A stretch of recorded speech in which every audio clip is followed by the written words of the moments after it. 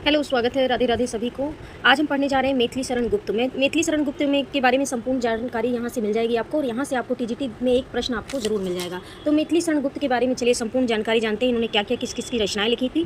तो पहले इनका परिचय समझ लेते हैं मैथिली शरण गुप्त जी का। तो यहाँ पे देखिए इनका संक्षिप्त परिचय दिया हुआ है मैथिली शरण गुप्त जी का। तो इनके बचपन का अगर नाम बात करें, इनके बचपन का क्या नाम था, तो इनके बचपन का नाम था मिथिलाधी और नंद किशोर इनके बचपन का नाम था। और राष्ट्रीय सम्मान इनको कब मिला था, तो 1954 ईस्वी में इनको पद्म भूषण सम्मान से भी सम्मानित किया गया था। चिरगांव झांसी इनका जो है इनका जन्म था, ये भी आपको याद रखना है। आगे बढ़ते हैं काव्य वर्गीकरण। तो गुप्त जी ने मौलिक काव्य भी लिखे थे। मौलिक काव्य में महाकाव्य, खंड काव्य दोनों लिखे हैं, और अनुदित काव्य भी इन्होंने दोनों तरह से लिखे गए हैं। आगे बढ़ते हैं, देखिए इनके मौलिक काव्य की बात करें तो मौलिक काव्य जो महाकाव्य हैं इन्होंने दो लिखे हैं, एक साकेत और एक जय भारत। तो सन भी याद रखेंगे। जो साकेत है, साकेत की रचना 1931 ईस्वी में इन्होंने की थी, इसको याद रखना है आपको। जय भारत जो था 1952 में लिखा गया था। ये दोनों किस प्रकार के हैं, ये दोनों महाकाव्य हैं, यह चीज़ आपको याद रखनी है। दो ही इन्होंने महाकाव्य की रचना की थी, साकेत और जय भारत, याद रखना है आपको सन के साथ। आगे बात करते हैं, इन्होंने पौराणिक महाकाव्य भी लिखे हैं। तो जिनमें से देखिए पौराणिक में कौन कौन से आते हैं, तो यहाँ पे जो आपको दिखाई दे रहा है, ये चार्ट दिखाई दे रहा है, इसको अच्छे से पढ़ना है। तो पौराणिक कौन कौन से हैं इनके, पौराणिक में आता है शक्ति, शक्ति के बाद द्वापर और नहुस। ये किस प्रकार के हैं, ये पौराणिक है, मतलब पुराण पे आधारित है। उसके बाद रामायण पे आधारित की बात करें तो पंचवटी जो है राम पे आधारित है। उसके बाद महाभारत पे आधारित है, जयद्रथ वध और हिडिम्बा। तो ये प्रकार हो गए कि कौन कौन से खंड काव्य किस किस पे आधारित है। पुराण पे 3 है, शक्ति, द्वापर और नहुस। उसके बाद महाभारत पे आधारित है जयद्रथ वध और हिडिम्बा। उसके बाद रामायण पे आधारित कौन सा है, पंचवटी, इसको याद रखना है, सन के साथ याद रखना है।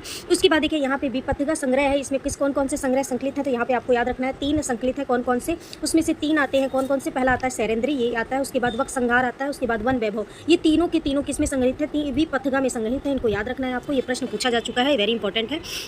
उसके बाद इनकी ऐतिहासिक की बात करें तो ऐतिहासिक कौन कौन से हैं, रंग में भंग और सिद्धराज। कौन कौन से हैं, रंग में भंग और सिद्धराज जो है ऐतिहासिक है। उसके बाद चरितात्मक की बात करें, जो चरित्र प्रधान इनके खंड काव्य हैं वो है यशोधरा, कुणाल गीत, विष्णुप्रिया और रत्नावली। ये चारों के चारों चरितात्मक है, ये भी आपको ध्यान में रखना है।